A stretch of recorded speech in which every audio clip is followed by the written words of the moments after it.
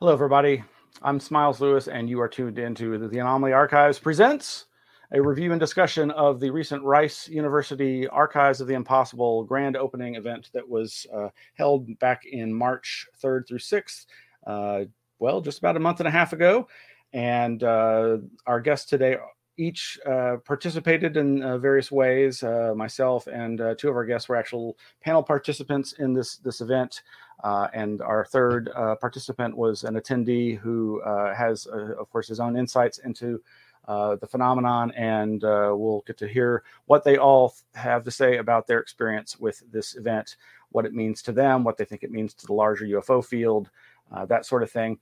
For those who aren't familiar, we are the 501c3 nonprofit Anomaly Archives, headquartered here in Austin, Texas. Sadly, since the ripple effects of the pandemic, we have had to go into storage, have been in storage since the Snowpocalypse of February 2020. We are still working hard on finding a new location that we can afford in this ever increasing rental market here in Austin, Texas. But we're always happy to do these kinds of virtual events where we can reach out and interact with folks, both live and on the flip side in the recorded vodcast, which you can find, of course, through our website, anomalyarchives.org, or at the YouTube channel that you're probably watching this through, or our Facebook page, which is another place that we're transmitting to live. So I'm just going to give a brief... I'm going to read some bios for our guests before we bring them on, all in a second here. But our three guests tonight, or this afternoon, are Greg Bishop, who's a good friend of mine from many years back. Also, David Metcalfe, who is an acquaintance of mine that I've became aware of several years ago and have just been so enamored with everything he's doing. And, of course, Mike Clelland, who really surged onto the UFO scene with his very personal experiences of these strange phenomena, these high strangeness UFO events and their synchronicities involving owls and other related phenomena. So in 1991, Greg Bishop co-founded a magazine called The Excluded Middle, which was a journal of UFOs, conspiracy research, psychedelia, and new science. Wake up down there. Woo, hit me in the face. Why don't you? A collection of articles from the magazine was published in 2000. His book, Project Beta, documented a government campaign of disinformation against a UFO researcher. Weird California, a portrait of strange and eerie history in places in the Golden State, followed in 2006. His latest book, It Defies Language, features essays about topics surrounding UFO and related issues. Radio Misterioso features Greg's interviews with researchers as well as scientists and academics who are involved in fringe topics.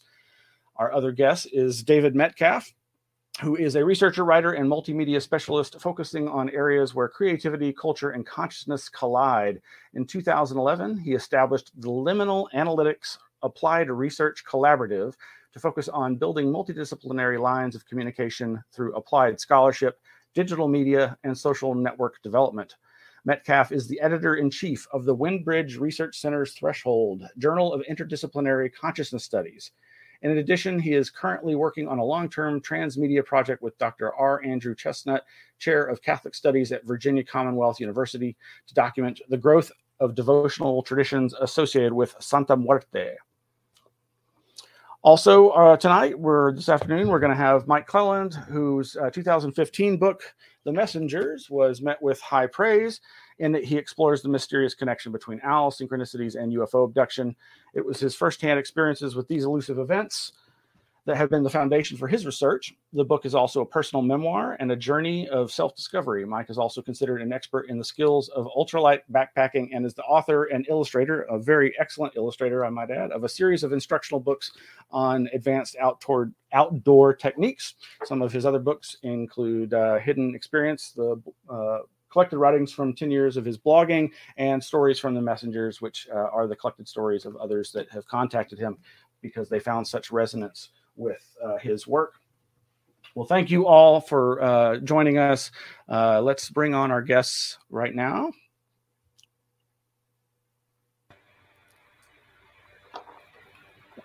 Hey, Mike. Hello. Hey, David. How's it going? Good. And hey, Greg.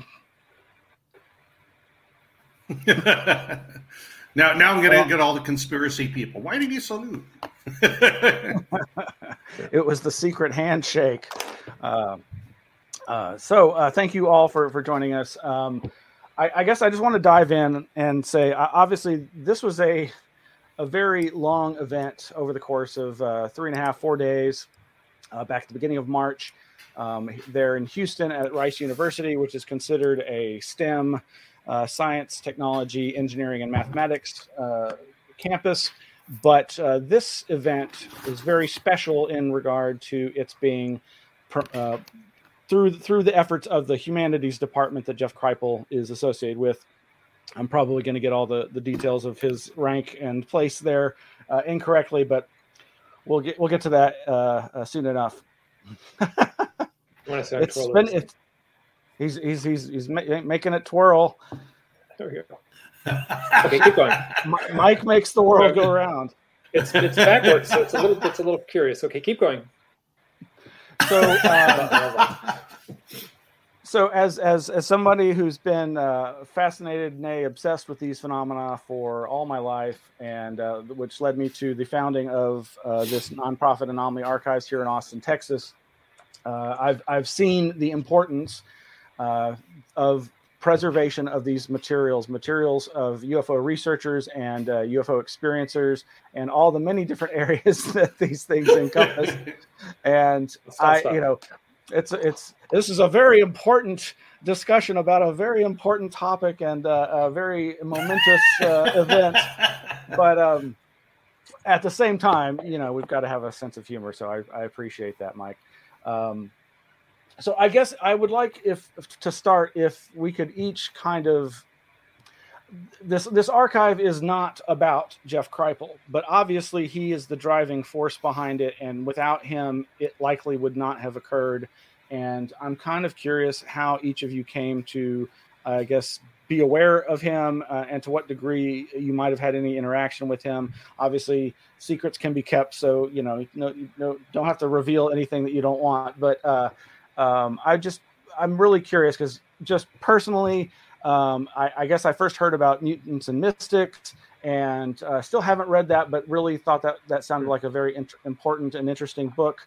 And then it was, of course, his book with Whitley Strieber, who is, of course, one of the donors to the new archive, and the book Supernatural, which I very much enjoyed. But what really, really won me over is the authors of The Impossible, which of course is the source inspiration for the archives of The Impossible.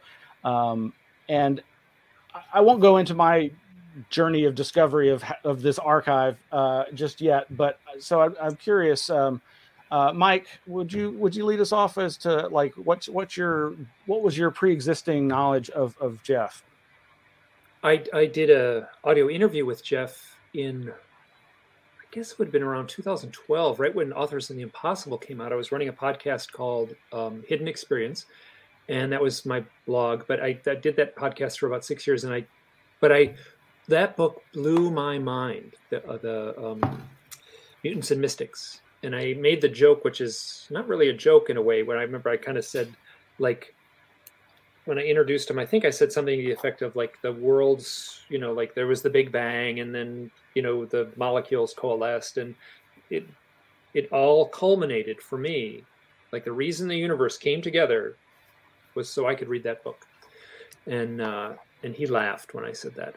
But that book was, wow, it just tapped into exactly, so basically it was comparing and contrasting the East Coast comic book authors, New York City comic book authors, and West Coast New Thought people, like Esalen Institute type folks, including Whitley was in that too. Like, he was part of that, which I guess he would have been on the East Coast for part of that and on the West Coast for the other part of it. But wow, did that book, a big focus of it was comic books, superheroes, and their superpowers and such. So, and the psychic powers that were being introduced in the New Thought movement, like Esalen, and people who are having sort of high strangeness experiences while creating comic books, and the trippy content of the comic books.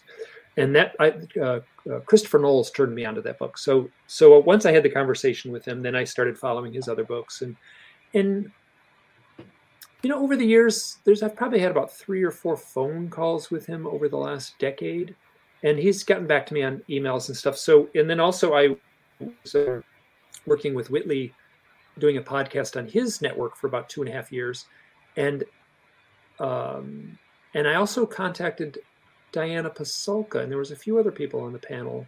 Oh, and just the thought of meeting Jacques Vallée was so important to me. So when he had this, the event was scheduled for 2021, and the pandemic kind of, made that impossible. And so when it came up in this year, the spring of this year, I was absolutely going to attend, like, no question. So I just basically contacted Jeff and said, I'm coming. And I was glad I did. It was I had a great drive. I did a beautiful drive I'm in Seattle now, and, through that part of the West, which is a part of the West I love. So it was just a really fun overall trip, leaving the house here and visiting some friends on the way and such. So that's how I got in touch with Jeff, was through through Mutants and Mystic, that book that meant so much to me. Yeah, and I'm sure it had special import being an illustrator yourself. Tons, yeah. And especially the quirky kind of, comic books are not high art, they're like low art, so, and that's kind of where I've kept my illustration style. It is not high art, it is comic-y, it is Mad Magazine, it's low art. So I had a real strong affinity to that. I didn't go to like art school and do figure drawing with oil paints or anything like that. I was, copying Mad Magazine and working, doing Honey Nut Cheerio TV commercials and animating and stuff like that in my time when I was doing full-time animation. So, and full-time illustration. Part of that was doing a little bit of animation. So. Now, David, I guess you're the more academic of the 4 of us. I'm not to short sell anybody else's background, because I don't always know everybody's life history, but you're actively engaged in the academic realm. Is that kind of how, was that your touchstone first with Jeff? No, actually, so I'm academic by sort of having like stumbled into it, just because that when I graduated, I didn't go on to grad school. I just used the fact that I had started working in marketing and that to, become an independent scholar, use those skills to kind of become an independent scholar, and actually started blogging around the same time that Mike did, and writing about these areas. And one of the things that I'd written a piece in 2011 focused on the esoteric renaissance. So kind of the move in academia to start looking at occult systems and esoteric thought and magic and that, which in Europe comes out of like Wouter Hanegraaff at the University of Amsterdam.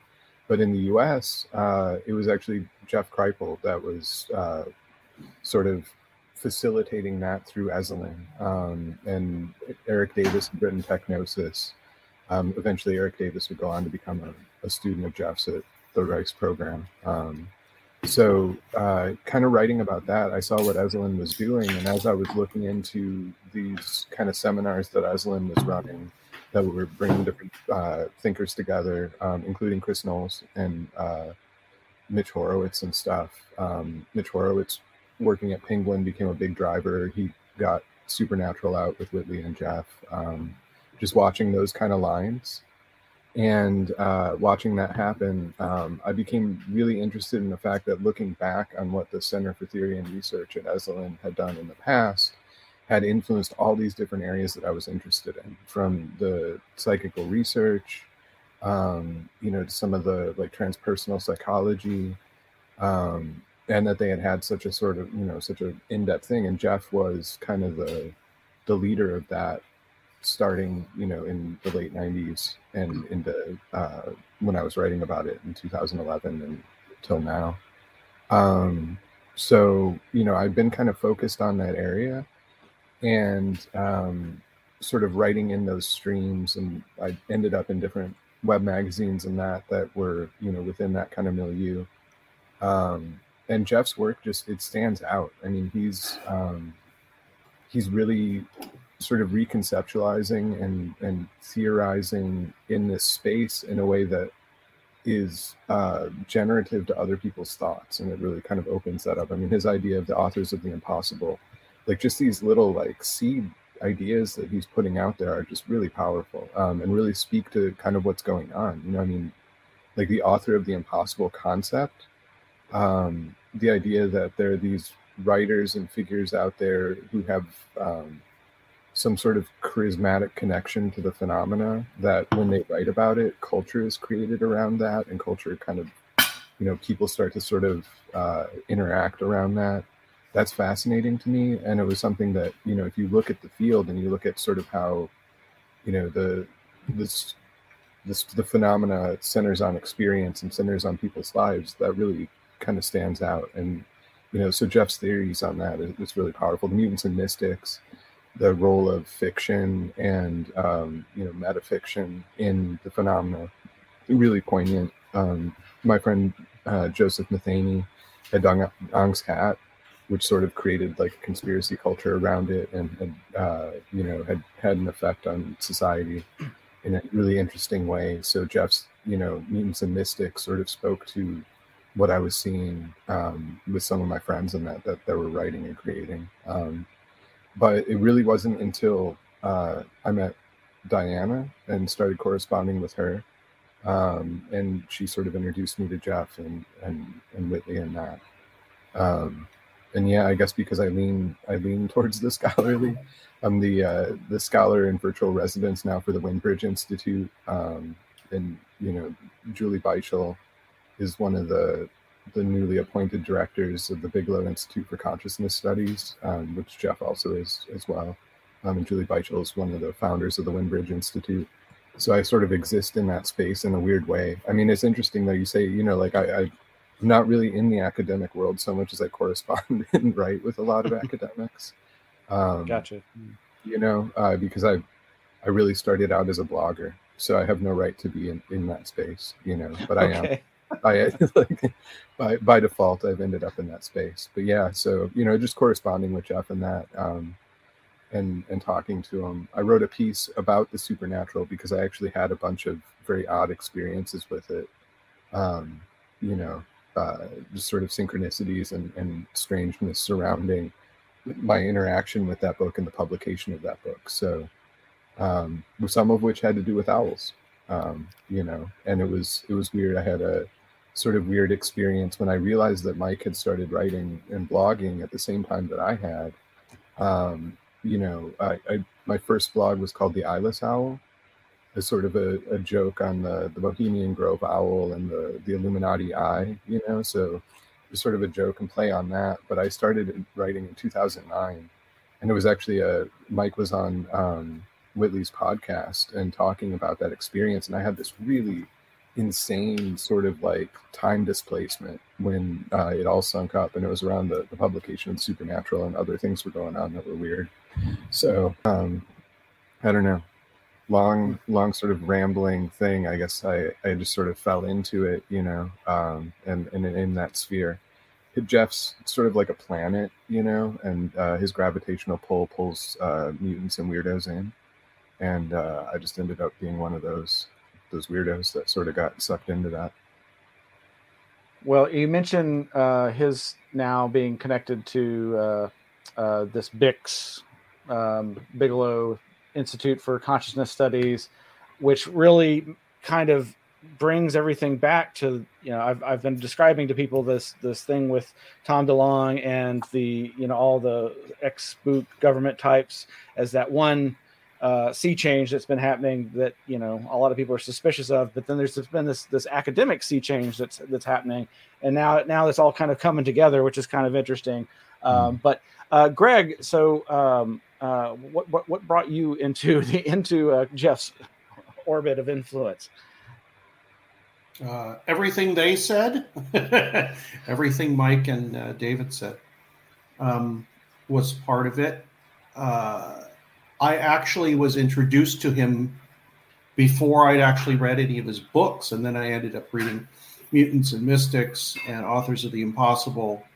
That one really affected me. It's one of those things where you read something, or you hear something, or you get in touch with somebody, and you realize, one, you've probably been traveling down the same paths in your own way. And so they kind of repeat what you've been, you know, thinking, or even what Jeff did. You know, David and Mike and you, Miles, do this too. I will think something, and then you will express it in an even better way. And I go, yeah, that's exactly what I was trying to say. And this is what I felt with Jeff. And also, you know, just like David said, I got in touch with Diana Pasulka, and she introduced me.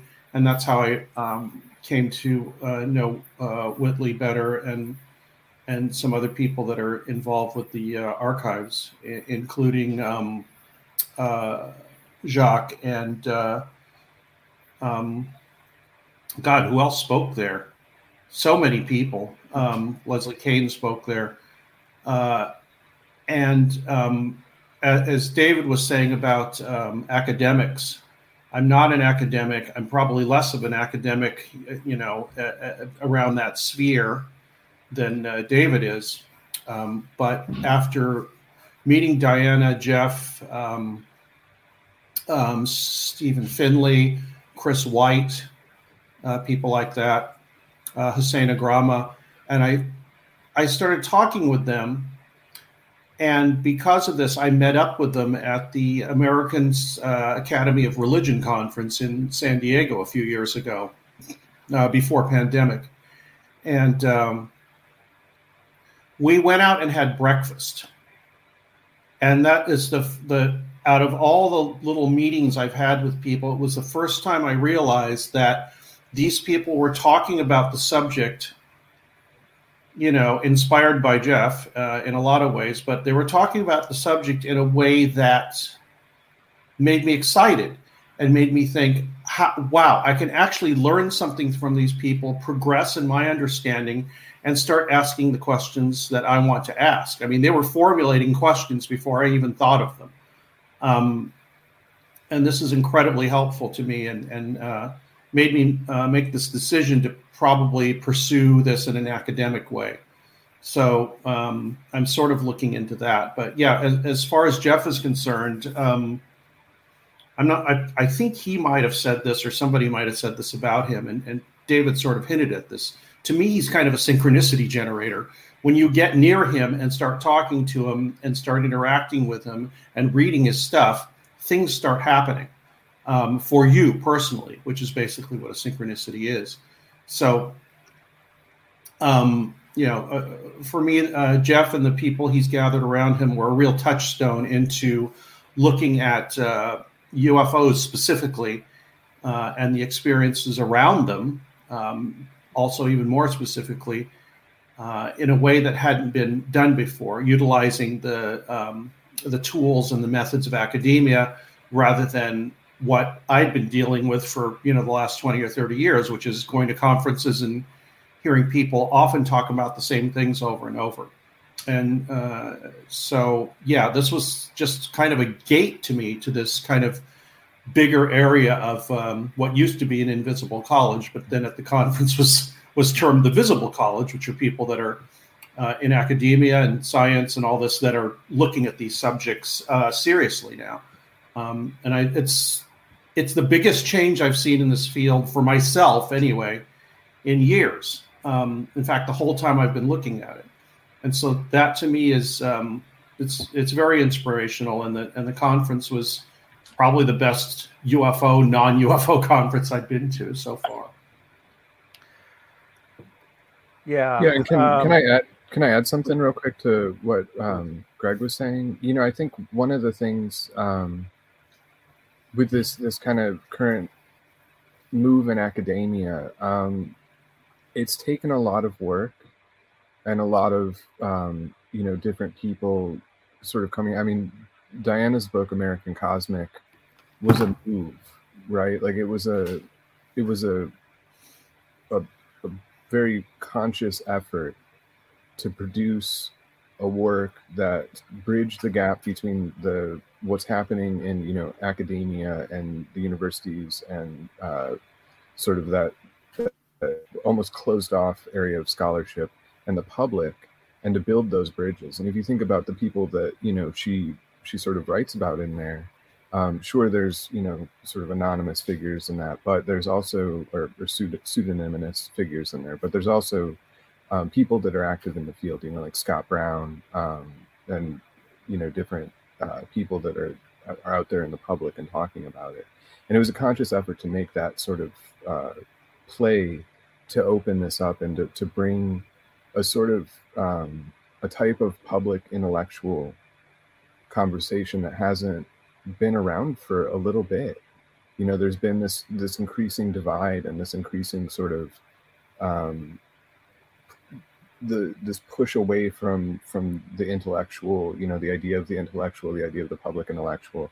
And right now we're at sort of a stage where there's just this heavy attempt, this really strong attempt to sort of bridge that gap. Jeff spoke on a thing today, a call for a renaissance in the humanities, which is part of the Galileo Commission, which is not the Galileo Project. Galileo Commission is a different thing, talking about bringing consciousness studies into the humanities and sciences and into that.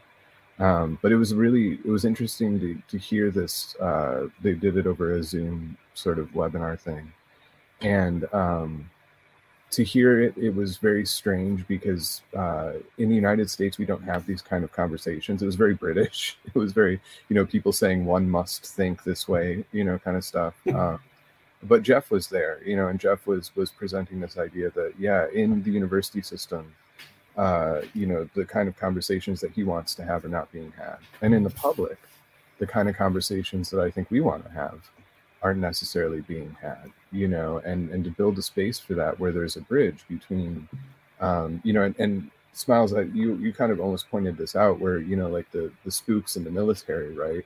Like that there's these divides that we have in the subject. And, if you look at like Mike's work, the intimacy of the subject, right? Like it's not captured in a gun camera footage of a blurry UFO blob, just the intimacy of it, which isn't always, aliens and UFOs. It can be there's a whole range of experiences that go along with the phenomena.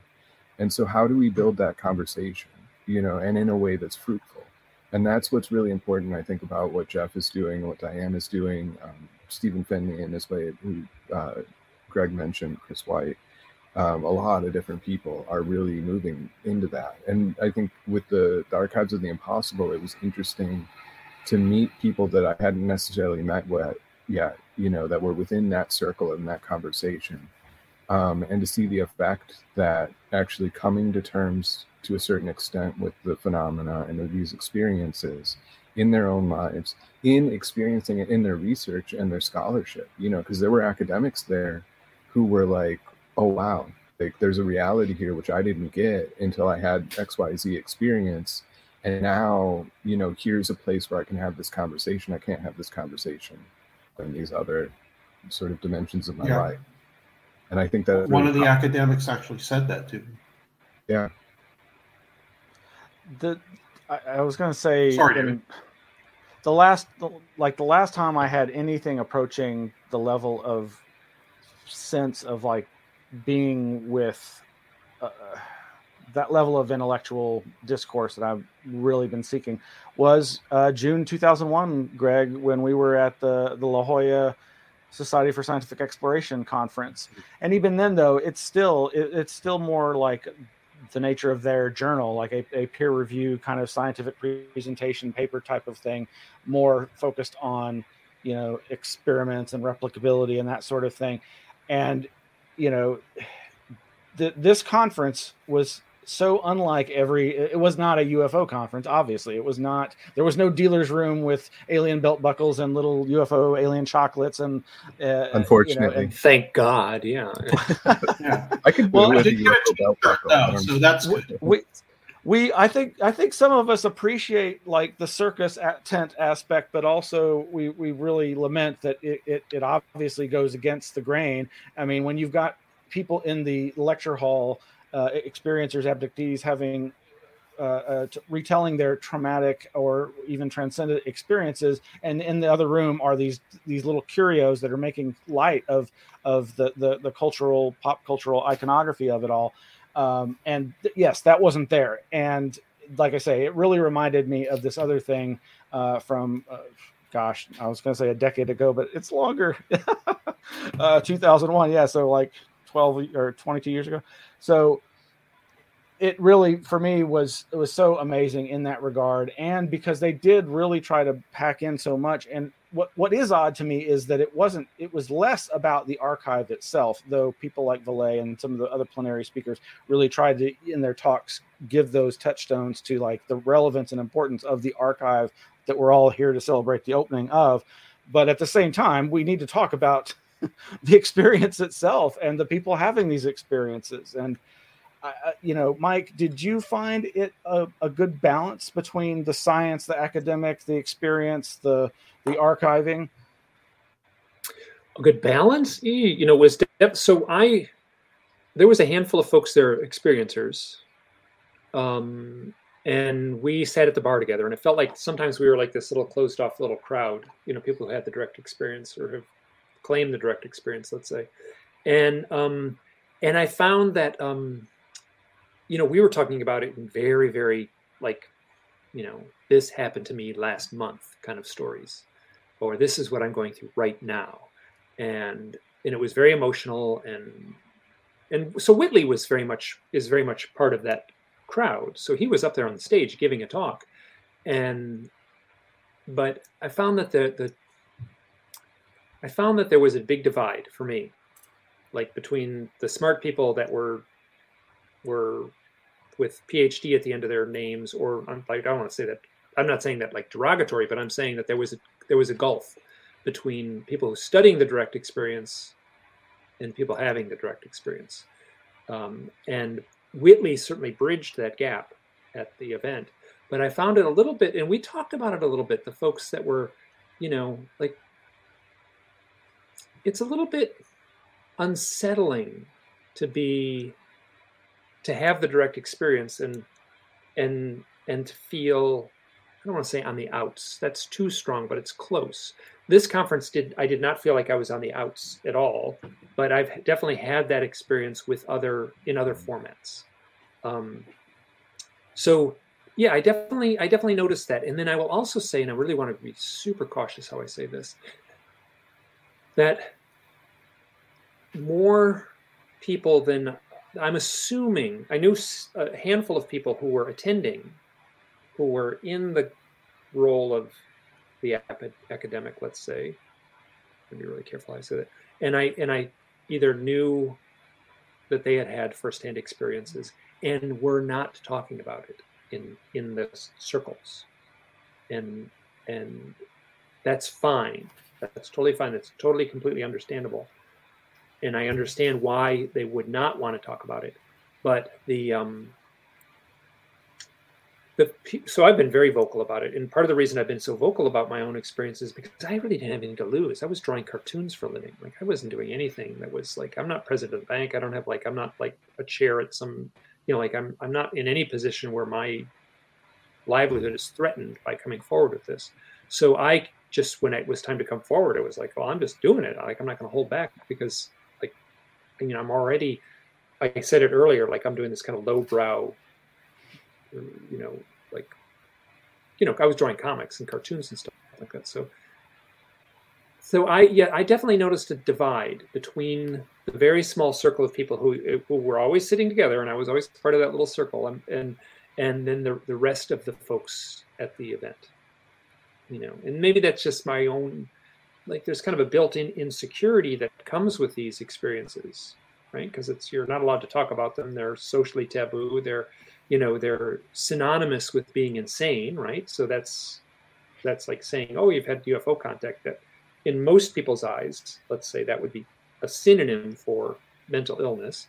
So it was a funny thing to be sort of editorializing. Then you add, having a few glasses of wine at the bar to that editorializing. It never got heated or anything like that, but we definitely recognized that there was a divide between the two people. Yeah, I did. I went for a long time and basically said only one thing. So, well, I do think I'm going to acknowledge that in my conversations with others attending there, mostly non-experiencers, as far as I know, as far as they've revealed, maybe they've witnessed, a sighting or something, but I definitely got several people who I know said to me kind of hush, like, did you understand that lecture or that panel dissection, or, did you get anything out of that? And I could tell from the way they were asking the question, they did not. And I was like, yeah, I thought it was great. And they're like, oh, okay, well, we'll have to talk more about that. And then another person was like, that was too frou-frou, woo-woo, and what do you think they were talking about? The experiencer panel. And I'm like, I know that's why they're there, like, to some degree. And then I know some other panel participants who, after the event were kind of just like, there's really an agenda here, and I'm not sure I'm fully on board with it. And there is an agenda, and David and all of us, I think, have touched on it from our reading of Kripal, and he makes no bones about it. He's trying to start a revolution and reinvigorate the humanities as the super humanities, as he's described over and over again. And as he says throughout all of his works, it's all kind of pushing this same agenda, which to me is not a negative thing, but I could see that some people who aren't on board with that might take it that way. But it is important that people who've had these experiences, whether they're out of the closet about it or not, be made to feel comfortable. And I do feel like the military angle of the December 27th or 2017 onward revelations about the Pentagon aspect of this stuff has kind of reduced the laughter curtain, has made it more easy to talk about without the ridicule factor or the inevitable Twilight Zone, X-Files music, though people still do that because it's easy. But there's still a long way to go, and I think your comments speak to that, Mike. I think too. I think part of it, it's sort of like it's like the conference thing. Like you're around the people you know. I know I spent most time with Greg and Eric Wargo because I know them. I know them as friends, so it was like hanging out with friends, and it would be interesting if they have another event like that, to at least with to some extent to have, and I hate to say this because I hate them, but some sort of ice-breaking thing or some sort of active means of introducing people, because I think, like with I met Jay King from the Experiencer group, and but I only met him because he was on the panel with Greg and I and Cameron, and so it was I wouldn't have necessarily met him other than that, but he's awesome, you know, and now since the conference and having met him, like I talked to him, and like he's great, you know. I'll interrupt that. It was Jay that I was at the bar drinking wine with, and we got we were like, and I didn't know him, you know, so he told me the same thing, Mike, actually. Yeah, and so that, you know, I think that like if we had like an ambassador that went around and was like, oh, you know, this is so and so, or like Matt, you know, because I wouldn't have necessarily met Cameron, you know, Hammond, who is a lecturer at Rice right now, who's doing some really interesting work on witchcraft. Would not have met her outside of her being on the panel, and she's awesome, you know. Yeah, and she got in there at the last second too. Yeah, you know, so that was, you know. And it I think it would be interesting because there was a lot of time. I mean, and also with the experiencer group, like I personally didn't want to walk over there if people were having like deep conversations and be like, hey, yo, this is a great conference. Let's talk about some stuff. You know what I mean? Like, because it, you know, like that was a chance for people to get together and have a moment, you know, especially with Whitley there. Like, I didn't want to step in to any situation where Whitley's sitting there and take space away from people being able to ask him questions or do, you know, instead of talking. I would, and I'd listen to see how he was interacting with people, you know, because absorb the wisdom. Yeah. When Mike said this and Miles just now, I was thinking maybe the next conference is the experiencers run the conference and the academics sit in the audience and listen. I mean, that's always always an issue, you know, like there's the strict too. Go ahead. There's been instances where I've been at conferences with the academic sort of scholar scientist experiencer split, and there's like a sense of almost like at points like lab rat kind of like let's observe the experiencer and see, and it sucks, you know. I mean, it's not cool, and like. Yeah, I personally like live in a weird space because I've had experiences, not necessarily UFO experiences, but I've had weird stuff go on, and I sort of live in that space of just sort of weirdness. But it's not anything that's, you know, to the extreme point where, you know, I don't know, it's not as I guess it's disruptive. Yeah, it's not as disruptive, you know. So to have that sort of like, I'm a scientist or an academic staring at this phenomena and thinking about it and theorizing it, like it can get kind of weird. So that would, I mean, Greg, what you said, I think that would be awesome to have an experiencer, you know, and drag the academics and scholars in as the lab rats. Yeah. You know what Jeff told me when I told him I thought I might want to go get pursue some sort of advanced degree. He said, what do you want to do that for? And I thought he would be encouraging. And what he said, which I think is quite relevant, and I'm not going to listen to him. I still kind of want to pursue this. But he said, if you did this, you wouldn't have written something that was called Are UFOs a Cosmic Art Project? Because I'd written that, and apparently he'd liked that essay. And he said, if you had been tracked academically, those ideas would not have come to you. And I argued with him, and I said, yeah, if I was tracked academically from when I was about 20, 25 years old, on a tenure track and all that, yeah, I think I probably could have been programmed into that mindset, which is what a lot of these academics at this thing are fighting. Almost just like, okay, we want to talk about this weird stuff. We want to stop bracketing ourselves. I really like that term that came out of the conference. I didn't know about it. Bracketing is when an academic or a researcher keeps themselves distant from the subject that they're studying so they can keep some sort of, you know, scientific, what's it called, neutrality about it. And as Diana's book showed us, and Jeff's and everybody we've been talking about, if you want to get anything out of the subject and make any difference and affect anybody but 5 other academics, you have to stop bracketing. You have to admit that the subject you become involved with it, it has affected you, and that you are reflecting back and forth with that subject. Because that's when the communication of your sort of research makes a difference in people's lives and makes a difference to people outside of academia, which is what they're trying to do. And what David said about, and Miles too, about the New York Times article. I've been asked about that, and my reaction is, I think what that was, among other things, if you take the military thing out of it, was basically trying to crowdsource anomalies research. Make it not a stigma, so that people that were scared to talk before, from experiencers to researchers to everything, can all start having that conversation. And yes, there is a certain idea around what Jeff and Rice are doing and his graduate students are doing. But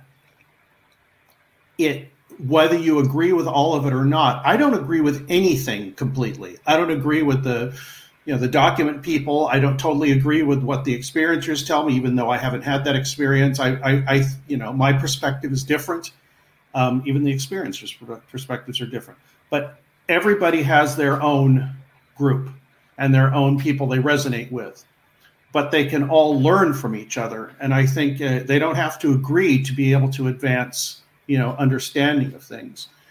And I just happen to resonate with this group at the AOI conference more than others. I had some great conversations across different disciplines and all that. And like I said, one of the academics I actually talked to yesterday, and he said after going to that conference, he says the spirituality aspect of this was awakened within me, and he's a scientist. So. I think, for all the criticism people might have of what the conference was, there's a lot of good being done by it.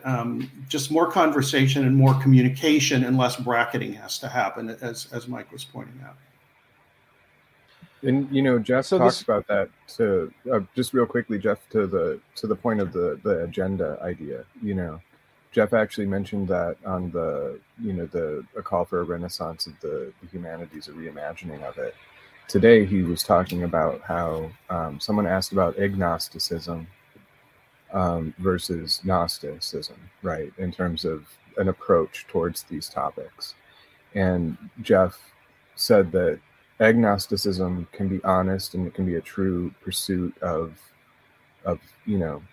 thinking and experience, but right now, because of the current cultural situation, we need Gnosticism. We need a very careful Gnosticism, which is not being agnostic about the fact that these things happen, or agnostic about the fact that there's more going on here than just, some sort of reductive materialist view of reality. Just because that's so ingrained in everything, the whole status quo of academia, the whole status quo of media, the whole status quo is ingrained in this very reductive view of what it means to be human. And that reductive view is destroying everything. That reductive view is basically causing, a global collapse. It's causing climate change. It's causing political disruptions. This reductive view is completely demeaning people's lives. One of Greg and my friend Jose Herrera, who was a student of Diana's, he's working on bringing psi research into helping with veteran suicides, right? Because the suicide rate in veterans is insane. It's crazy. And there's all sorts of reasons behind that. But part of it is just the enculturation of a sort of corrupted view of what it means to be alive and what it means to be human. And so Jeff's point, what kind of the push behind the agenda is, our view of life and humanity and the whole thing is not functional. It's not functional for the future. It's not functional for now. It hasn't been functional. And so what do we do to sort of change that? And it takes a drastic kind of push to do that. It takes a very focused forward push to do that, which is gonna offend some people that want to keep the agnosticism, that want to stand back and be academic and objective and indifferent to it. But Jeff's point is that the academy and the universities and the rest of that, it's not a sort of value neutral system. It produces the technology. It produces these kind of reductive thought patterns that are in the society. So, and is his role at a leading institution as an academic is sort of to step forward and say, hey, this isn't right, that we got to change this, And he's the first one to admit that he's not he doesn't say that he's right, or that he knows everything. It's just that this is what he can do, and he's doing it, and starting to build that conversation, and the experience and the phenomena are a part of that conversation, because it's it's such a core to being human, which has been turned into kind of a circus sideshow and a sort of joke for a lot of people. It's been commodified like everything else. So we obviously don't have an infinite amount of time, and we're trying to talk about an event that took place over many days, and there was so much. I did at least want to kind of, for those who haven't gone to the website, which if you want to see the schedule and the links to all the videos for all the presentations, they're all up there, more or less. Some of them don't have the Q&A afterwards, I suspect because of not everybody could get signed off on getting their image put onto the recording. But folks can go to impossiblearchives.rice.edu, and there's links there to all the presenters' bios and all the videos of the plenary sessions by the main speakers, as well as these fantastic panel discussions. I was honored to participate in the Archiving the Impossible panel that featured some folks from other archives that have special collections that deal with these kinds of paranormal or UFO related phenomena. But there are very few, like the Anomaly Archives, or in this case, the Archives of the Impossible, that were created to focus on that. And so that's pretty unique. But among the plenary speakers, we of course had these big donors of material like Jacques Vallée, Whitley Strieber, Leslie Kean, and these awesome professors who, some of which, what's that? Edmund May from the remote viewing research, and I'm drawing a blank on the UTSA professor. Is that Philip Santos, and the fellow who closed out the conference, whose name is eluding me at the moment. But these were each, I totally enjoyed. Sebastiano. I really enjoyed all of these talks. Obviously, everybody has a very different speaking style, and the topics were varied. I think a lot of people were very surprised. There's a lot of people who still don't know that Leslie Kean has gone into that obsession with spiritualism, and the person she was talking about is one of the donors, Stuart Alexander, who's this physical medium, and I know there's that to some people's to some people that's too gauche or something. It's just like, I thought we were past all the physical medium stuff, but I still found it fascinating, and was very glad that it was included as part of the presentation. But these are panel discussions. Of course, Greg and David were part of the Impossible in Public Cultures, if I'm remembering the title of that. Public Cultures in the Impossible. Yes, and of course, the Experiencing the Impossible, which was featured people who've had experiences with these strange phenomena, like Annalisa Ventola, Elizabeth Crone, Gail Hussick, Paul Smith, the remote viewer, and Sravana.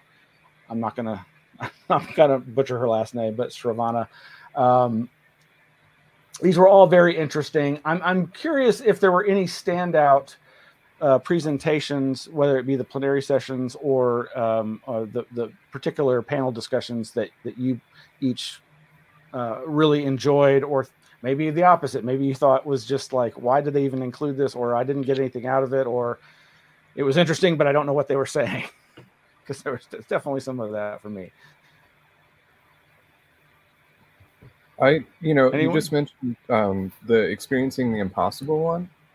And that one actually stood out to me because Annalisa Ventola, I first met her at a Parapsychological Association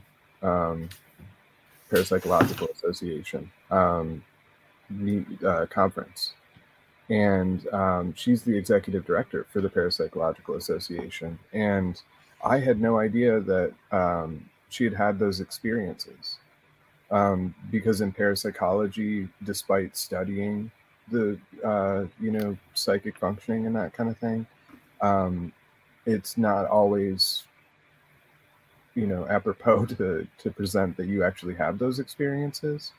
So that was pretty amazing to see her up there presenting that. Sravana, she actually speaks at Harvard. She's a Rice graduate who now teaches at Harvard.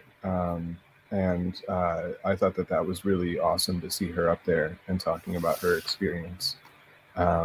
Because that, again, it's that bridging that gap, Gail Husick, I was really interested in because she has essentially a sort of psychic detective agency, which to me, that's just fun. I don't, not to demean what she does, but I think it's I'm really fascinated by the ability, to bridge the business world and to bridge, sort of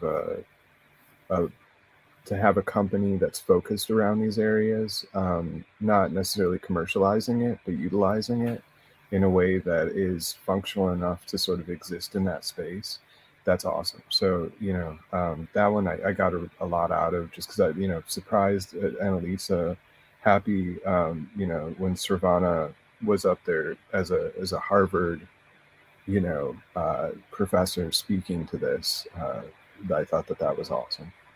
I think that I would have liked to have seen Mike on an experiencer panel and have like an experiencer panel and not like a surprise experiencer panel, because I know like Paul Smith, he's a remote viewer, he's an Army remote viewer, and he's experienced these things.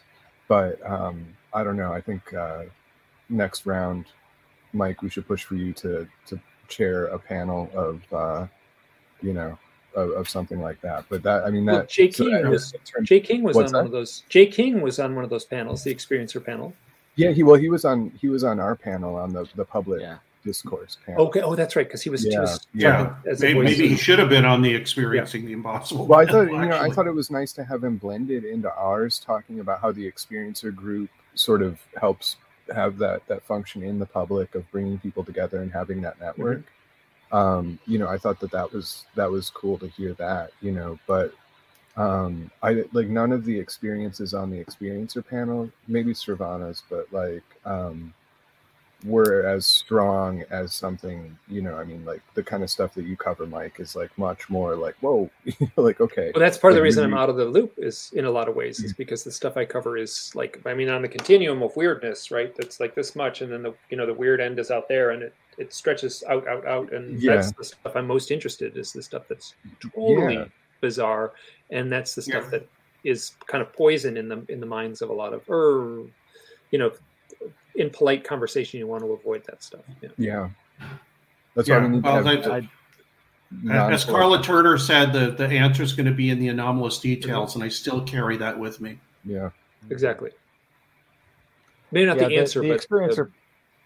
Well, a path to an understanding is going to lie in the anomalous details that people throw out. I've been actually encouraging people that work with abductees to let them speak and not speak until they are finished in many ways.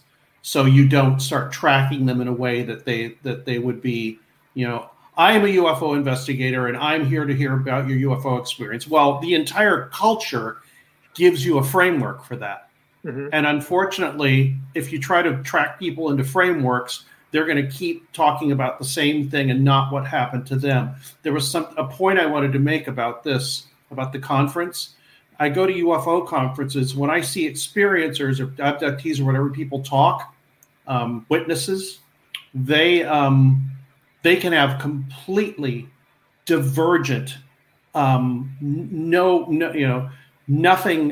in common experiences. Yet they both know that they're talking about something that only they can know, and that connection happens immediately.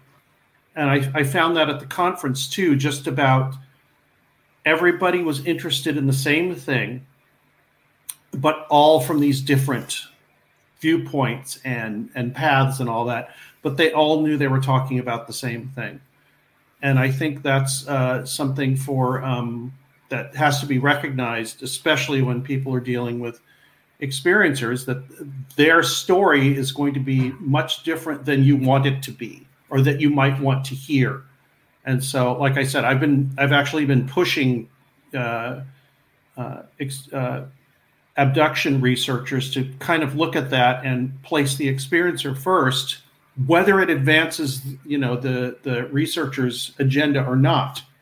And that if you stand out of the way of people trying to describe and deal with what happened to them, you might learn something if you let them just talk. And so that's kind of, I think Mike would kind of agree with that approach. Oh, yeah. And then, so there's a friend of mine, I won't use his name, but I'll use his name, Bill Konkoleski. He's an experiencer, and he's been very vocal and open about his experiences and written a few books. And he has this funny story where he goes to a party and he's with his wife, and someone says, "Hey, Bill, what's up with this UFO stuff?" His wife will immediately push him aside and and say, "Do you got 6 hours?" Exactly. So that's kind of the thing. You're not going to find out anything until after about 6 hours of conversation. Like you're going to get to that kernel of or get to that, the painting will start to fill in, all the details. Instead of seeing 4 paint gaps here, about 6 hours. That are the bright ones that you want to see. The entire rest of that painting is not revealed. And I think the researchers too, I think Valet made this point years ago, you have to form a relationship with somebody that this has happened to, so that you can kind of get a bigger, more nuanced picture of what's going on. Because when you first meet somebody, they're not going to tell you everything that happened to them. They're scared to. But a week, a month, a year down the line, they'll start to reveal things where you go, oh, okay, I see what you're talking about. It didn't happen to me, but I can understand the vast amount of change that happened to you because of this.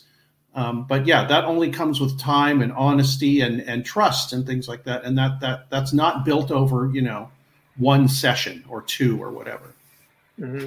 And he's commented. I'm gonna.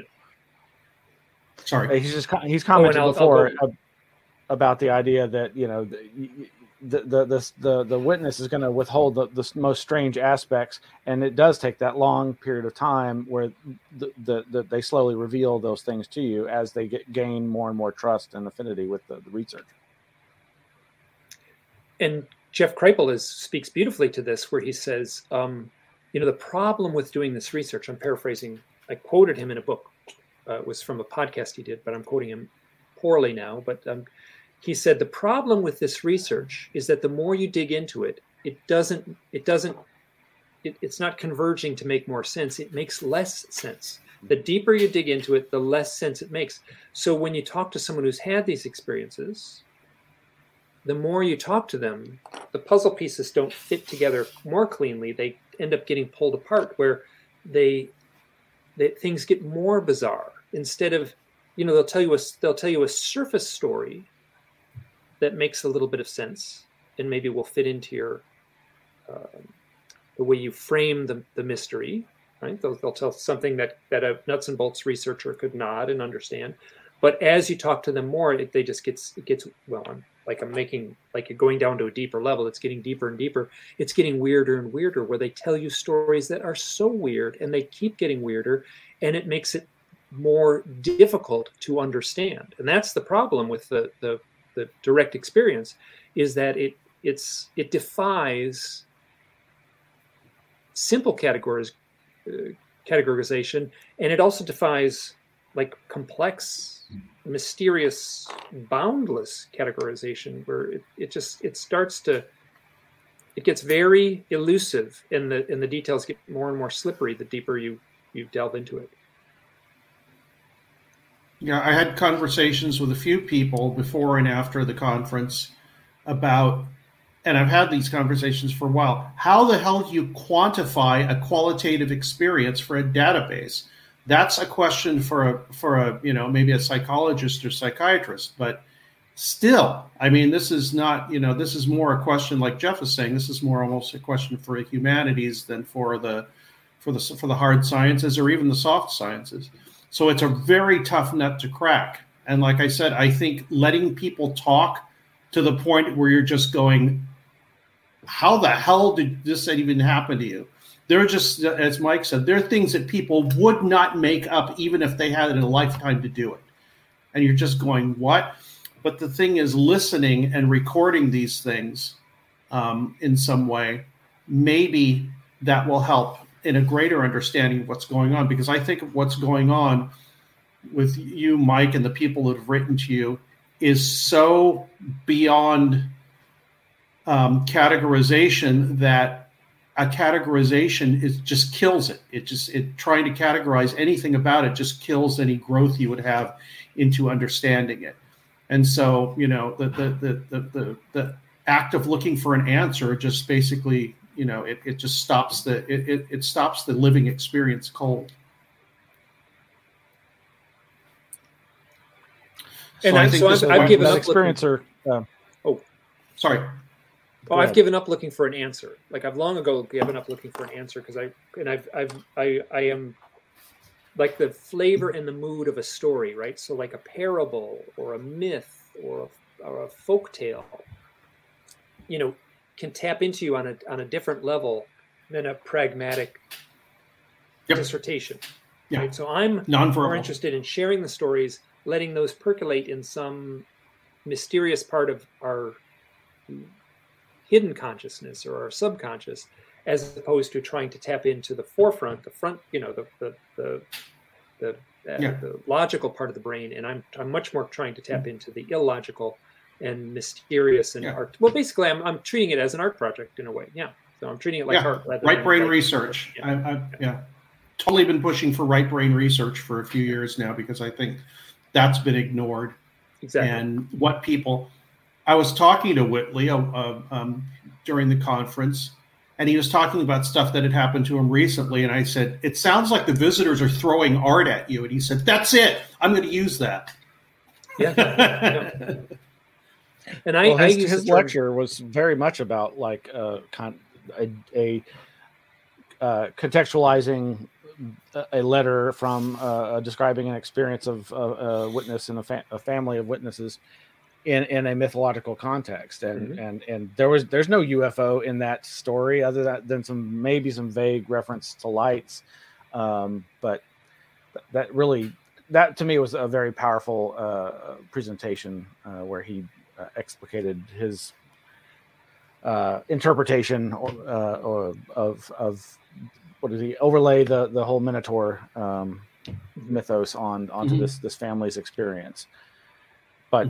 And it's pretty strange. It's just like he was describing, it escalated to more and more strangeness to the point where it really had some deleterious effects on the family.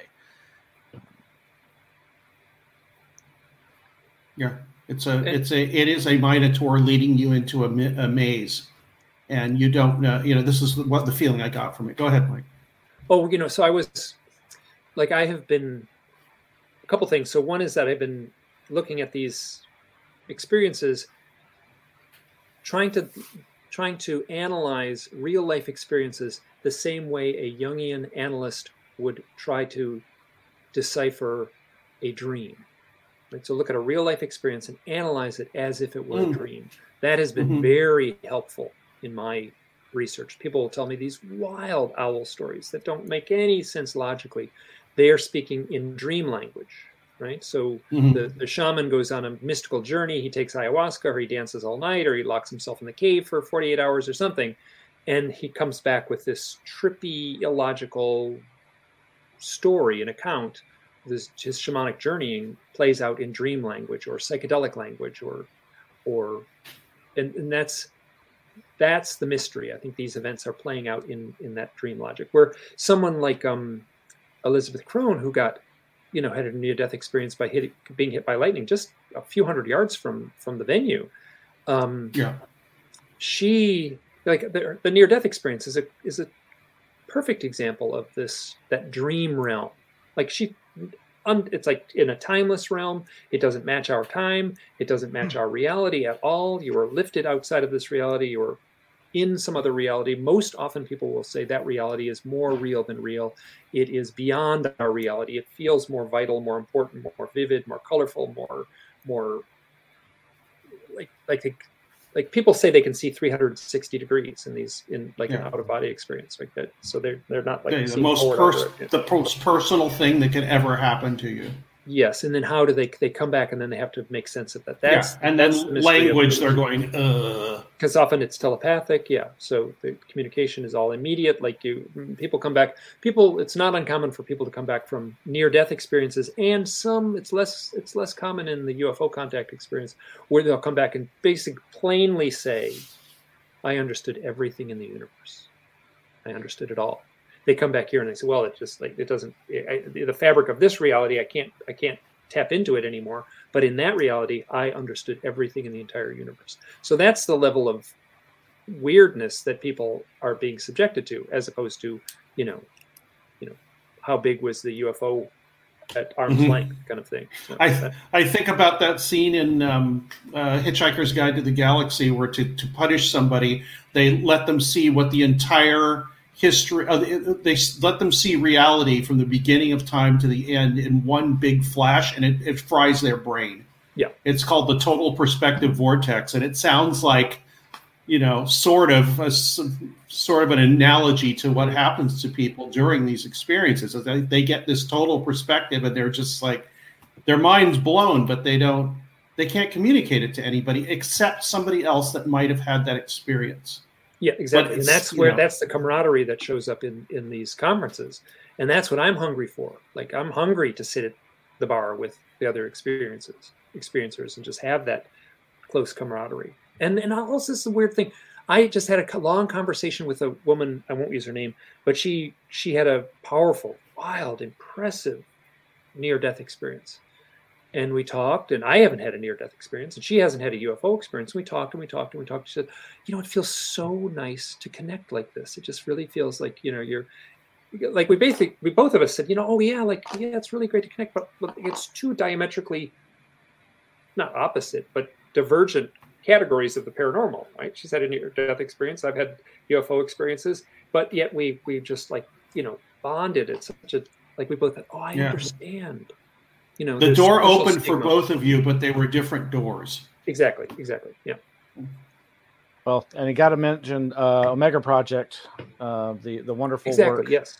On somebody author who's the Kenneth writer. Ring. Kenneth Ring. Yeah. Thank you, Dr. Kenneth Ring. He was this near-death experiencer researcher. And then, somebody puts Whitley Strieber's Communion on his desk, and he's just like, it's a bridge too far, man. Like, I'm already, dealing with people not respecting me and ridiculing my work because I'm dealing with the afterlife, or this experience that seems to intimate that.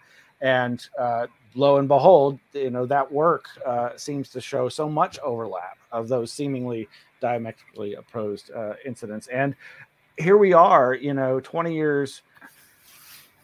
Well, so many decades after, the kind of the real massive rise of the abduction phenomena into popular consciousness, and there's so much now more a discourse on the connection to death and the dead, and I mean, in some ways it seems as simple as indigenous cultures have always interacted with non-corporeal beings that sometimes identify themselves as being the ancestors.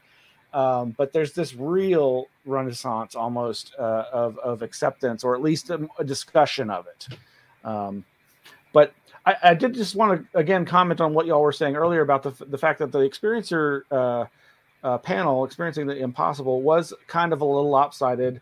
Poor Paul, the only guy on the panel, and he was the one who had, as I think David was saying, had chosen to have his experiences, whereas I believe everybody else, I don't remember exactly what Gail Husick's origin story was as far as the founding of the development of her psychic experiences that led to her doing that investigation organization. But yeah, most everybody else, it was just kind of those spontaneous experiences, or surprise experiences, as you say.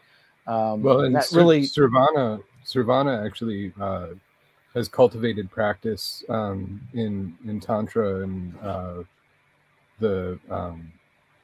some of the Indian. I'm forgetting exactly what school she's a part of, but she's been initiated since she was 8, I think, or 10, in practice. So in Shakti Tantra. So she's been cultivating esoteric practices in Shakti Tantra since she was a young girl. So that's where her experiences kind of focus around.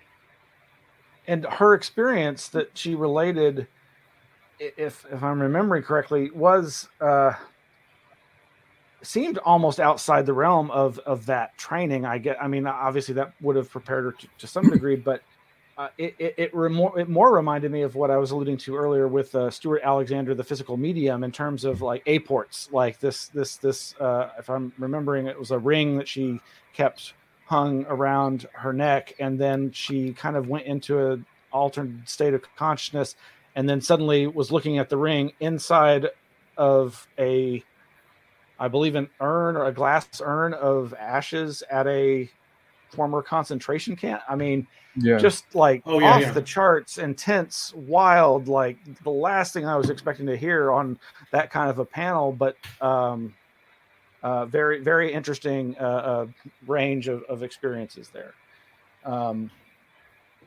So the one panel that I didn't get to see fully in person because I overslept, I was catching up on sleep, was the morning session that was the science of the impossible, which I've now rewatched from the beginning, and realized where I came into the auditorium that morning, and that's one that had Eric Wargo and Mike Masters. to mention. Was it Christopher White, Eric Wargo, Aaron Prophet, Michael Masters, and Stanislav Panin? I really enjoyed this talk, and obviously, as somebody who originally, I guess, like a lot of folks, came at these things wanting to know the mechanics of it, as an old RPG gamer, I'm like, help me understand the physics of the universe so that we can, we can be all dungeon masters and master our domains, but. In some ways, this was a very much more like frontiers of physics kind of discussion that really, I think, just goes to this sense of there being revolutions in progress. And I actually harken back to Valet's lecture where he talks about, if you go over to the math department, there's some trouble brewing, and this idea that was brought up about the crisis and replicability of scientific experiments. And I loved when Ed May in the audience pipes up and he goes, yeah, everywhere except in parapsychology.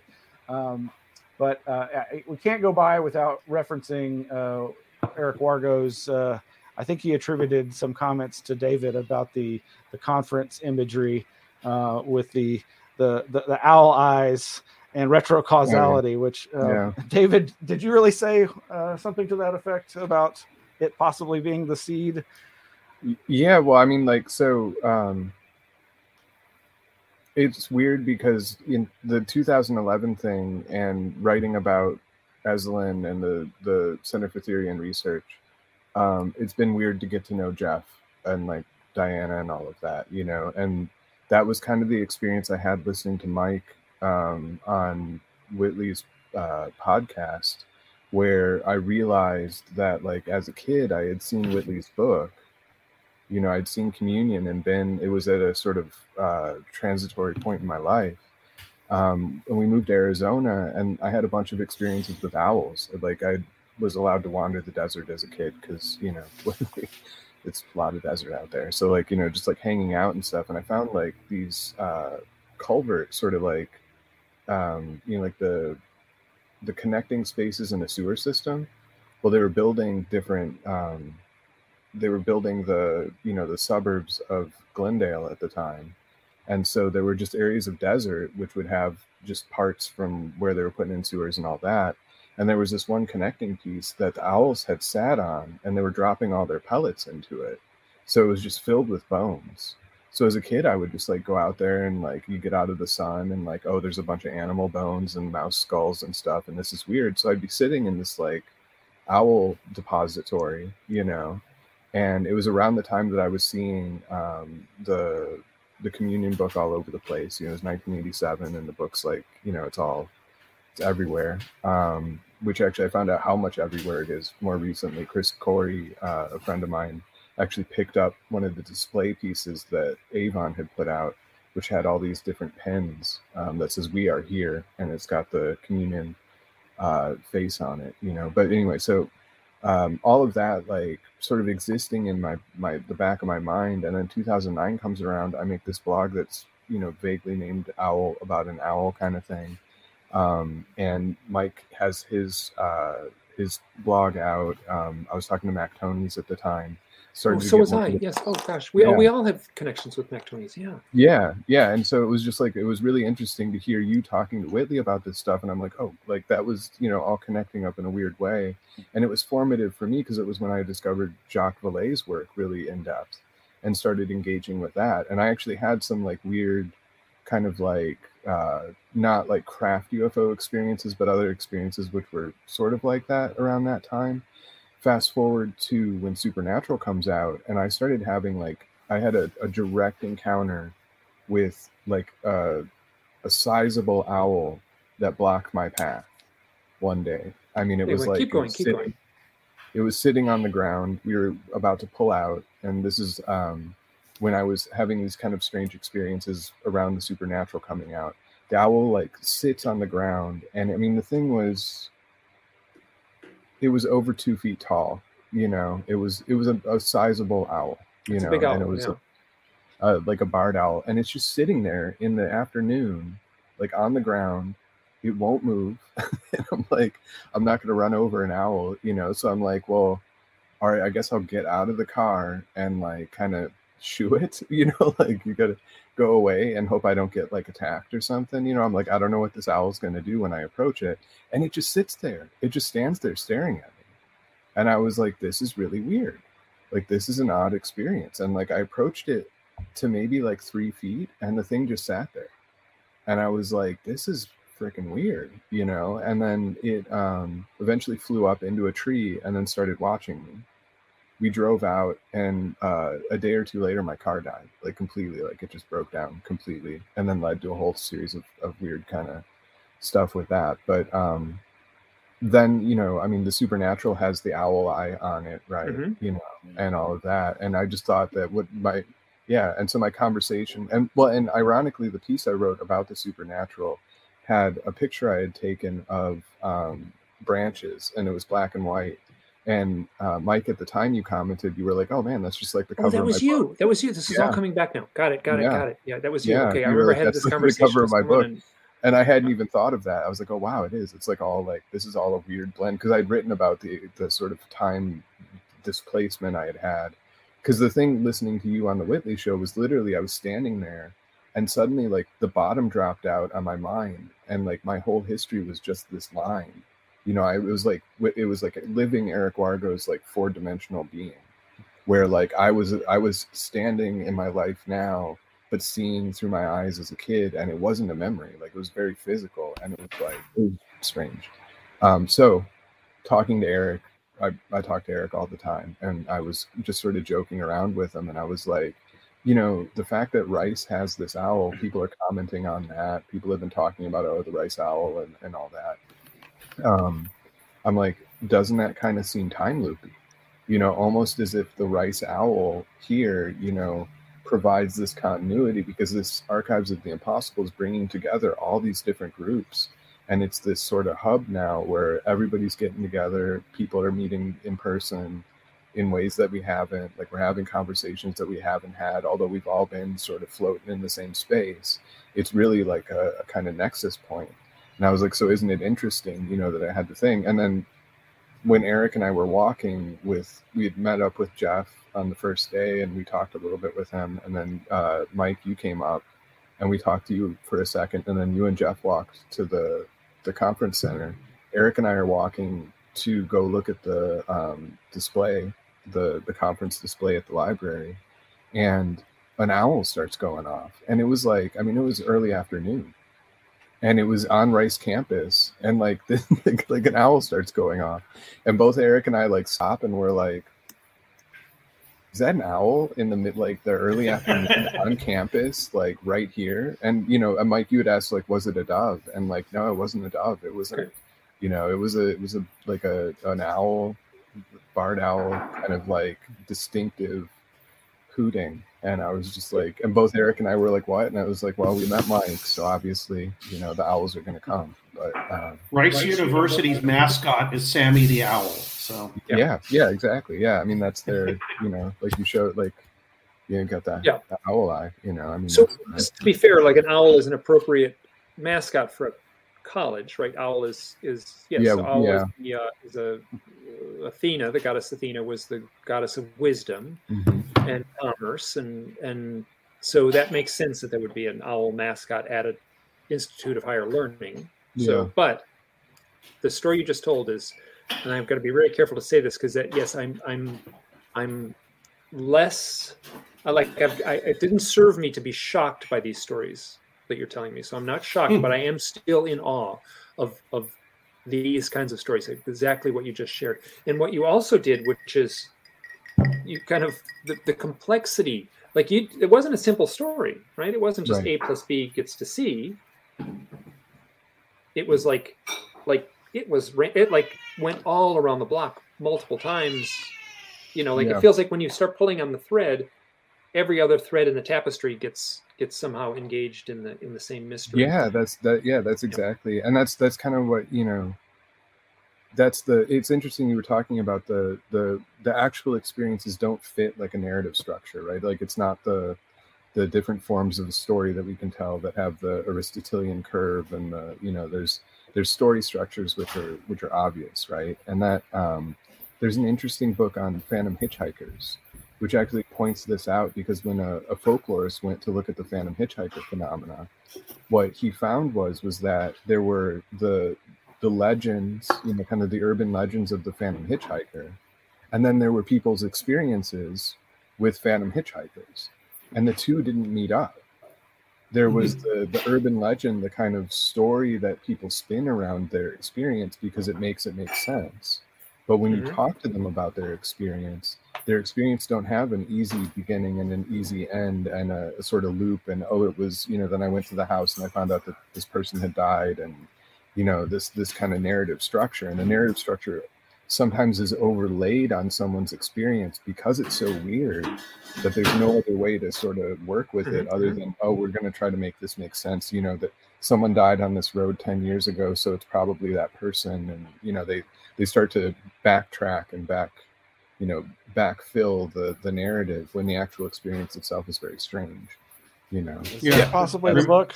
That's exactly the book. Yeah, that is exactly the book. What's the book? Michael Goss's Evidence for Phantom Hitchhikers.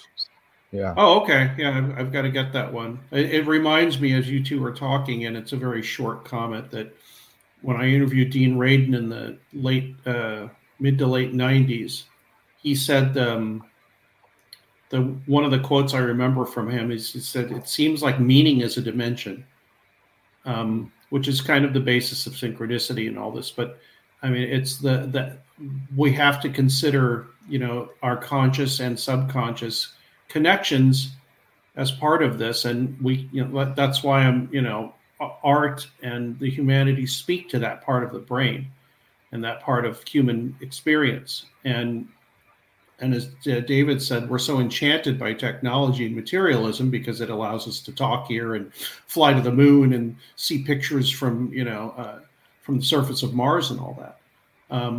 But it doesn't explain why you fall in love, or that. The one thing I keep saying when people say, "Why do you believe Whitley Strieber?" And I say, "Why do you believe the Beatles? Why do you believe Van Gogh?" It's not. It's not a direct It's not a direct connection question. It isn't anymore, and it has to be looked at in that way. And unfortunately, that's not how we deal with things. We just think art is this fun thing that we do, and that, well, at least society does. It's like, oh, that song's pretty, or I really like that movie, or whatever. It's like, well, you don't realize what's going on there, why you like that movie. It's because, or that piece of that poetry, or whatever it is. It's because it's speaking to you somewhere that you can't verbalize. And, you know, the kind of experiences Mike talks about, and all the people who have communicated with him and Whitley, these are all extremely crude attempts to describe what has happened to somebody, and the only way to see this is through an oblique viewpoint, where you listen to what they say, but you don't interpret exactly what somebody's saying. You have to listen to what they're trying to mean at you, and there's, you know, no way to do that except to, you know, what's the word, to listen without a blinder on, and without trying to you know, reason and figure out what somebody's trying to tell you when they do have these kind of experiences. That's not what's going on. What's going on is like what the astronauts have when, what's that called? The overview experience, where and I think Joseph Campbell called it aesthetic arrest. When you are confronted by something that is just so powerful to your personality and your subconscious and your sense of being that it affects it on a deep level.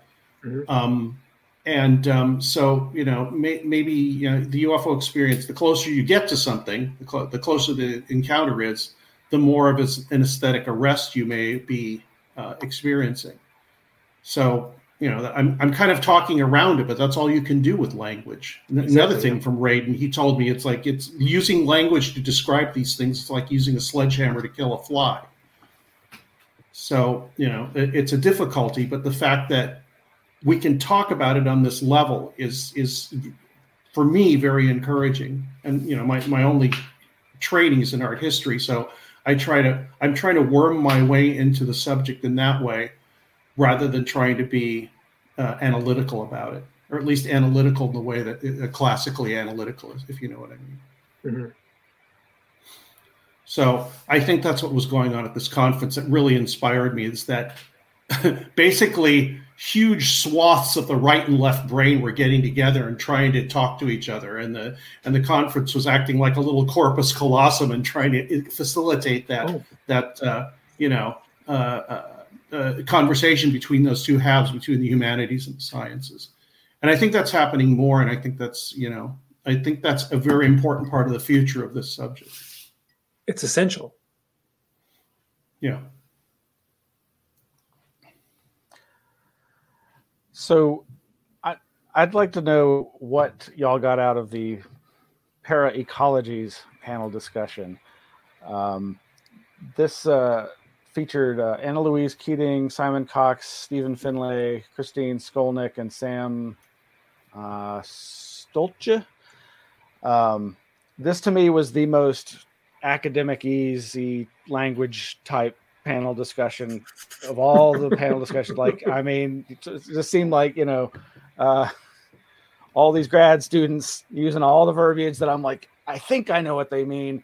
But I really enjoyed it. And I, from the moment I saw something describing itself as para-ecology, I was very fascinated, because I've often been enamored with people like Terence McKenna and others talking about the ecology of souls that's encountered in the DMT experience. And I tend to have one of my favorite ideas about the UFO phenomena is this Gaian UFO hypothesis, that somehow we're interfacing with a ecosystem of hierarchies of consciousness, the not just the collective unconscious of the human species, but the collective consciousness of other species on the planet, whether it's the insect kingdom, all of them with their agenda for getting us to stop committing insecticide, or all these things I find resonant with this idea of a hive mind.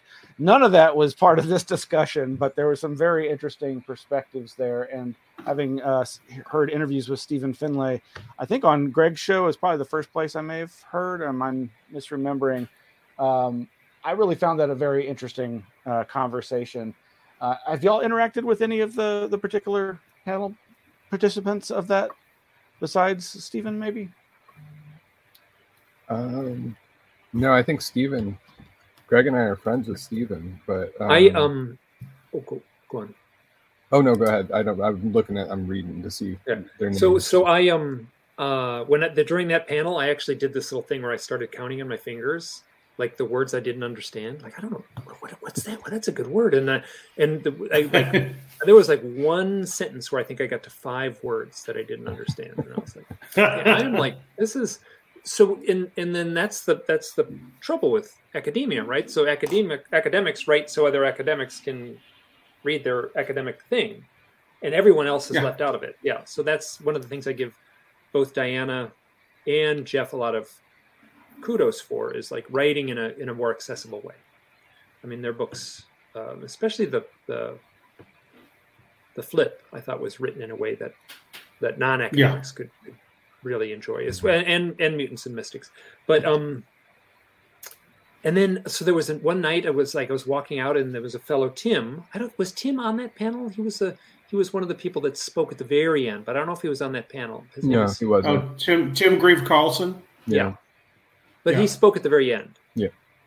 So he kind of like sheepishly said, "Oh, Mike, I'm using your book for part of my PhD treatment." And I'm like, "What? You are? My book? Me?" Like, okay, that's like, and so we talked, and then all of a sudden the courtyard, the sun was setting and everyone was leaving, and then him and a bunch of people who were half my age or more said like, "Oh, we're all going to dinner." And I kind of looked right and left. I'm like, "Hey, can I join you?" And so I ended up going to dinner with those folks, and it was so fun. It was so fun. It felt so like, however kind of like, posturing they were, I'm not saying that in a derogatory way, but they were in their role on that panel. They were not in that role at the Thai restaurant when we were, having dinner. So it was tons of fun, and it was a big relief for me to like just to realize that they were, these are 20-year-olds that are having that college kids and out at the local haunt and stuff. Yeah, so just felt great. Yeah, David and I went to lunch with those people right after too, because we knew some of them through Jeff, so we actually hadn't gotten a chance to talk. And as soon as you get, even the academics that are PhDs and all that, when they get outside of that room where they have to speak in that way, they start speaking in normal language. Mm-hmm. And that in concept, it's the same concept, but it's in language that's not academese. Which kind of scares me about having to go further with an academic career, is I'm going to have to learn how to speak academese, and it's going to affect the way I think. But that panel, I had the same thing. I was listening, and I pretty much understood what they were talking about, but I had to think while they were talking, so it made it a little bit more difficult for me, or it was a little bit more effort to understand what they were getting at and how they were saying, well, things need to change, and things need to change in academia, and things need to change because it's going to have very specific real world consequences if we don't get through this growth period and this period of very needed change. So, it's either going to be a bunch of conflict trying to change everything, or just a bunch of conflict with everything falling apart. Unless we start addressing these parts of our experience and these parts of the human experience and understanding that people generally discount. And, like an indigenous culture, it's just part of who they are and how they discuss things. Mm-hmm. You could show them a video game and explain it to them. They could probably understand what was going on at some level. But if they explained to you what their worldview was, you'd have to sit there for a few weeks just to sort of kind of try to get it. And we don't have that. And so there's this big divide. And I think that was if I'm not mistaken, I think that was one of the main themes of that panel. It seemed like a lot of it had to do with, like, here, the lopsided nature of our panelists, us four here, where, four older guys, more or less. And no women. There were a number of women in attendance and part of the the panel discussions, and I thought that so much of that para-ecology discussion hinged on those same issues that our society is grappling with right now, in terms of just recognizing the systemic racism and colonialist perspectives that exist. And I really got a lot out of Stephen Finley's Afro pessimism. I thought that was very apt, and wanting to, even when I think Paul Smith at some point in the Q&A, maybe it wasn't that panel discussion, but alluded to it in so much as like, I'm hearing this kind of like burn it all down, type of approach to the paradigm, when, Kuhn and his book on the changing paradigms of science was more thinking of it in terms of incrementalism. But obviously for a lot of people, the status quo for so long, tired of waiting, not very good for them. Yeah. Well, and I think there's definitely some of that in our sense of this conference itself. It's like, let's get on with it. Let's take it to that next level. Well, and I think that's an interesting thing that Stephen and some other scholars, Pico Mandala Gray, who writes with Stephen and who is another student from Rice, he's now teaching. But the Afro-pessimism, and that's a whole philosophical movement. Like that's actually like a movement of thought. But it's really highlighted in some of the things that Stephen's pointed out, in the fact that, where is blackness, where is black culture in ufology, right? I mean, like, it's Betty and Barney Hill, it's an interracial relationship during a period in time where that's tense, and that's sort of brought out in some discussion of it. But where are black people's experiences with UFOs, right? Like, where is, we have sort of like Artie Six Killer Clark, right, with the First Nations experiences with UFOs. But and some people will talk about Sun Ra, but if you actually go into Sun Ra's experience, like, there's this whole world there, there's this whole realm of viewing the phenomena that exists. There's a lot of weird sort of coinciding cultural things with George Clinton and the mothership connection, and that happens at a really interesting time period in the 70s, when SETI is beginning, and there's a lot of what I've been presenting on recently has been on the Star Children and Starseed phenomena and the history of that. And Sun Ra and George Clinton and some other folks sit right within that, right? Like the Nation of Islam concept of the scientist who creates the white race, and has this thing. So there's this whole sort of alternate ufology, alternate paranormal tradition. The dreaming tradition in African American cultures exists in a way that where precognitive dreams are not a thing. Like, it's not something that you question. It just happens. It's just the way you exist with your dream life. And that's never talked about in parapsychology. There's some specific articles on it, but I mean, there's enough where you can say like, oh, there's 10 articles on this topic. There's all this talk about we're rediscovering lucid dreaming and dream work and all this stuff, and Tibetan lucid dream yoga and that kind of stuff. But then there's a whole black tradition. There's a whole like dreaming and black culture in African American and African cultures that's never talked about, And so it was interesting on that panel, because that was like a small boat sitting on this massive ocean of, we've got a lot to change. And so that feeling of burn it all down, it goes into the experiencer thing. I mean, the fact that like the whole thing is talking about archives of the impossible and the impossible, and yet folks who have experiences feel like they're kind of off on the side of it, right? I mean, that's those kind of feelings, like that kind of thing, because I think it's, again, sort of this Gnostic agenda here. It's that we gotta change. We gotta change ourselves. We gotta change how we interact with each other. There's all these structural changes that need to happen to be able to do what parapsychology claims it's trying to do, or what anomalistics claim it's trying to do, Fortean, the whole paranormal research, any of that. Like, it's all got to change because the phenomena is so intimate and complex, and we haven't gotten there's these very basic just human relationships that we haven't been able to bridge. You know, if we can't understand each other, how can we understand this thing that's coming from supposedly outside of us? Yeah, which is also teaching us, though, right? Like, it's teaching us to go beyond that stuff. That was something I found really fascinating with looking at the history of the starseed and idea, was that Ingo Swann, I think, put it really succinctly when he said that when we think about the ET, the extraterrestrial, the other, we rethink ourselves because we're rethinking this relationship.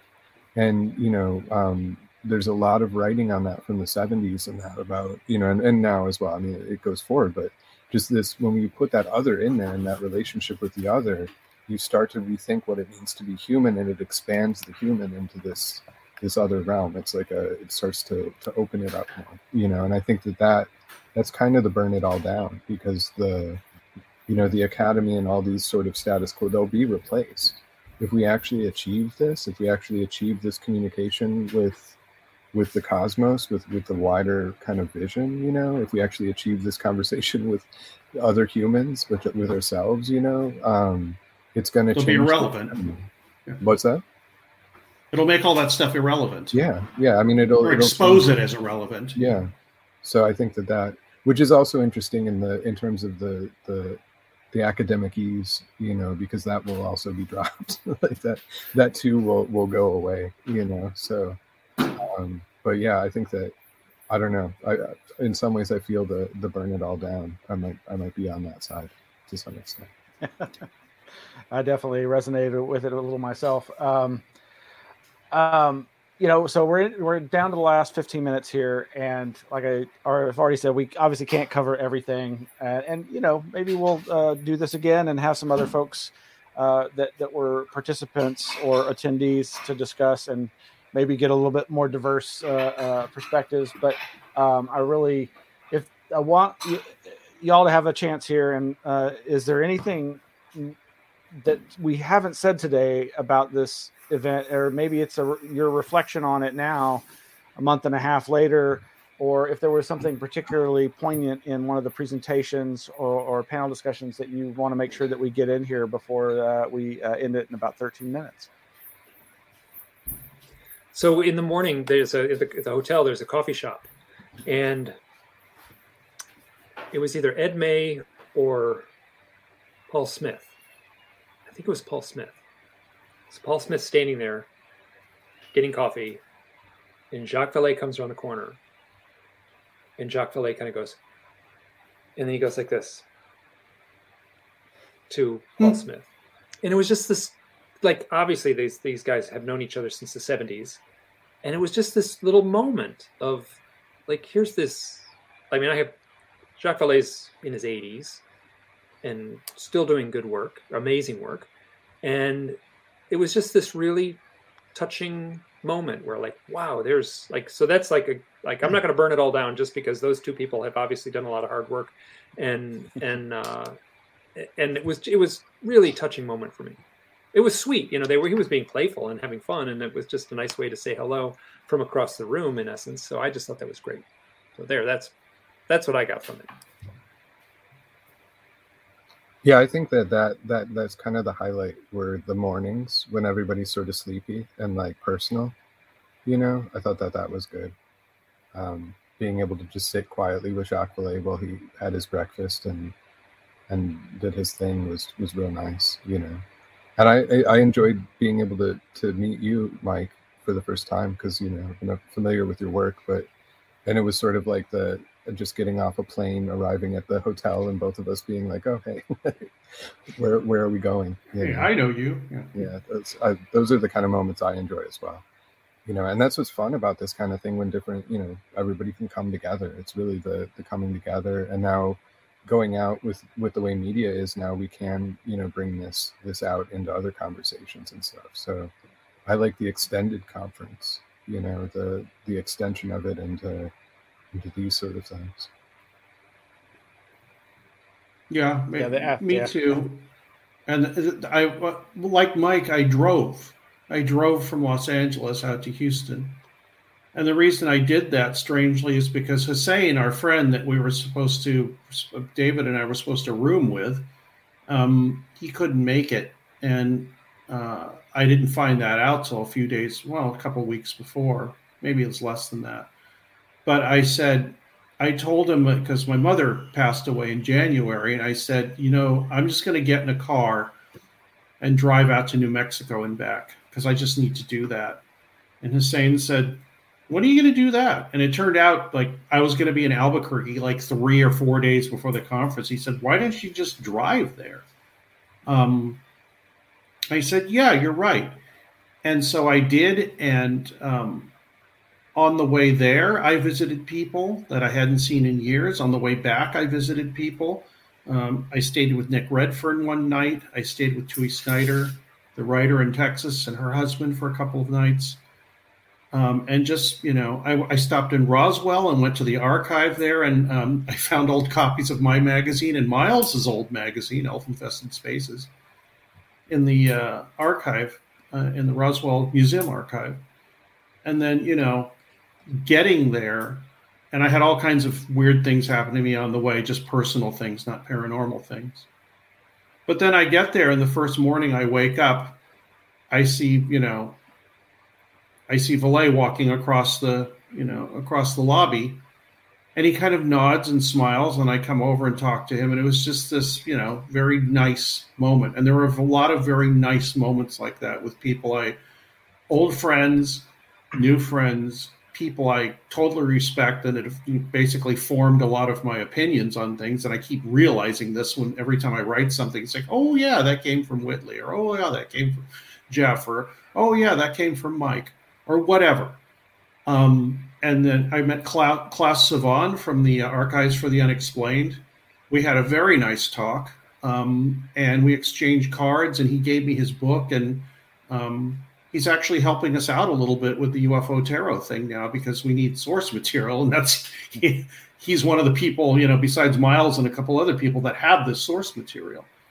And so, the connections made there, I think, were deeper and more meaningful for me than just about any conference that I can think of. So usually, conferences I see people, I go, hey, how you doing?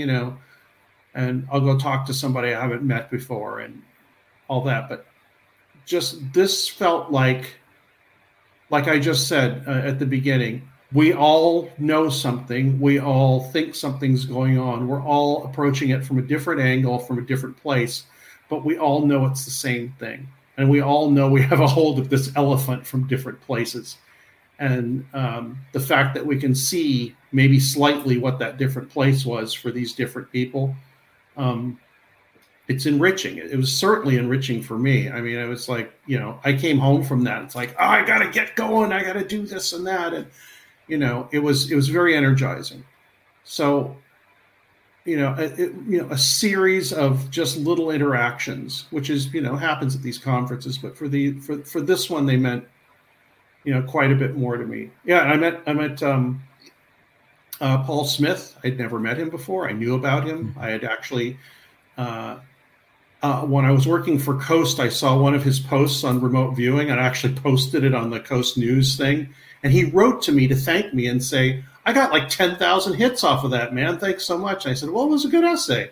And when I saw him, he said, you're the one that did that. That was you. And I said, yeah, Paul. And so we talked, and we went to dinner at one point, and I had to drive him back. And David and I were in the car with him. David remembers this. So we're in the car with, legendary remote viewer Paul Smith, and my radio was on, or my iPod was on, and Brian Eno's song "Babies on Fire" came on, and Paul Smith, 70-something-year-old remote viewer, said, "This is pretty good. I like this. What is this?" It was a strange, weird meta moment during the conference that just, that's probably one thing, besides talking to Jacques for like 20 minutes, that's the one thing that kind of sticks with me was remote viewer Paul Smith enjoying a Brian Eno song. That's cool. Yeah, Paul's I hadn't seen Paul since he moved away from Austin to Utah, so it was really nice to see him again. And it was just wonderful meeting so many people who I had only met, virtually or distantly, David and Mike and so many others. And for me, particularly, as you mentioned, Klaus Svahn, I mean, the archives for UFOs, archives for the unexplained over there in Sweden, that was the biggest influence on me to lead me to found my own nonprofit archive on these subjects. And having corresponded limitedly with him and some of the other folks behind that organization over the years, it was just phenomenal to meet him and not really know what to expect, and him just being so friendly and welcoming. And we ended up spending quite a bit of time together. Something we didn't get to go into is I did get to go and actually look at some of the archives, which, here we're at this conference celebrating the creation of this thing, and all the way across the campus is where the actual archive is. And there was I know some small groups did go and see the displays and maybe got to see, but we got to go behind the scenes and see some of the material, bringing out some of the communion letters and that sort of thing. And that was fantastic. And partly that was because of Klaus being like, no, we've got to go do this. That's why I'm here, and got to meet the historian, Greg Agigian. And one of the best things is, I think, is really what you're all saying, is so much of the best moments of these kinds of conferences is that outside the conference networking and hanging out and storytelling and just speculating and answering questions that we each have about stuff, because we each often have the answers to things that we've been wondering about. And that very first night, I guess Thursday night, was when I got to hang out really late afterwards with Klaus and Greg Agigian, and had one of those UFO conversations that I so hunger for, and was so satisfied by the end of the evening. And it's those that I live for. We're really close to the end here. I'm really curious. Is this going to have any effect?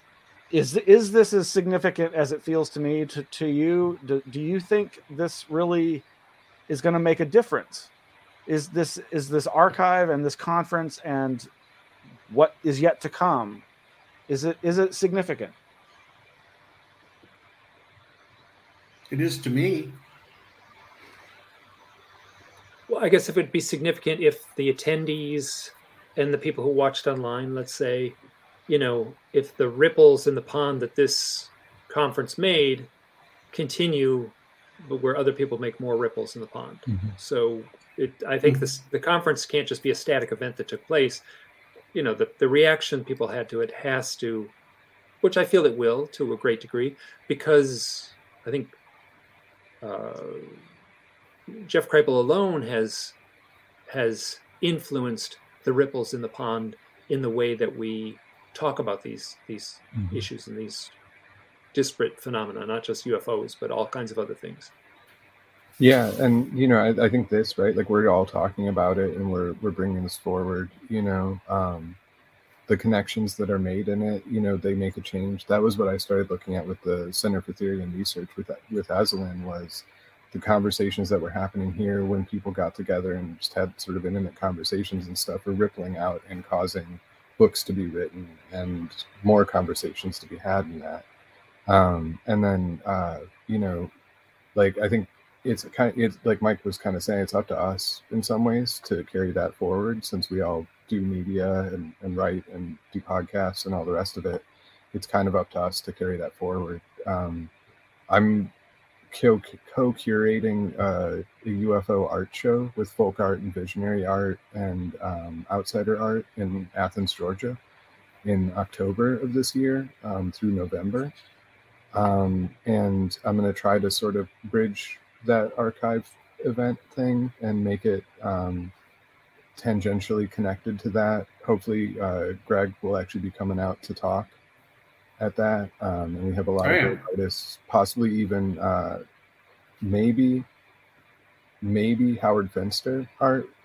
Howard Finster being the guy who did some of the covers for I think Talking Heads had a Howard Finster, didn't they? Yeah, Little Creatures had the Howard Finster cover. Yeah. So he's a well-known folk artist from Georgia. So we're hopefully going to have a Howard Finster piece or two in the show, and then a bunch of different contemporary folk artists in that. Marcus Red, who was at the archives and spoke on our panel. He's a historian, multimedia artist. He's like a Renaissance man sort of figure. And he has a video, an art film on African cosmologies. It's a beautiful film, and hopefully we'll be screening that and stuff. So, I think is he coming out for that? I don't know. I'm not sure. Hopefully that would be cool if he was. I had dinner with him and talked to him extensively, and he's once again you find out, you were approaching it from this angle, but he's also approaching it from the art angle, which is what the kind of the fulcrum of how we connected. Yeah, he's amazing. So I mean, the point being like that, if we, as we each go forward, I mean, we're all doing this stuff anyway, and I think that as we meet up in things like the archive and meet new people, and it bridges, and the nets get wider and the conversations get wider, I think it definitely makes a change, Yeah. All this stuff, all the people doing this from all the way back to, Kehoe and Hynek and Valet, and then, later people like Greg Little and Keith Thompson and people like that. All these people are contributing, and as Mike was talking, I was thinking it's a chain reaction. Like this atom goes and hits the other one, and that breaks apart, and then this creates a tree. And they all have different branches, and I think one of the main branches was the Archives of the Impossible Conference. Another main branch, if you want to think about it, is the Society for the SCU. What's that society for the one that Rich Hoffman runs? They're having their conference. Scientific Coalition. Scientific Coalition for UAP or UFOs. That's another branch of it. But, all these things are trying to push understanding and research forward. And I think that, this is good. This is the most activity I've seen, like novel activity I've seen around the UFO subject ever, actually, in my experience. I mean, a lot of it went on the 70s. There was a slight resurgence in the 80s. But yeah, this is the biggest resurgence I've seen in a while. I don't know if the rest of you agree with me, but I see this as part of a continuum, and that this was kind of the AOI conference was one of the main pushes in that continuum. Well, thank you all for coming and participating in this review and discussion, and thank you to all our viewers and folks who will be catching the archive of this. I'm sure we'll be having further discussions. The Anomaly Archives will be continuing to put out educational materials related to the subjects and the collection that we preserve here in Austin. Tomorrow I'm doing an outreach event for the Austin Archives Bazaar, which is a free festival featuring archives from around Austin and Central Texas. Last time we participated in 2018. They do it every 2 years.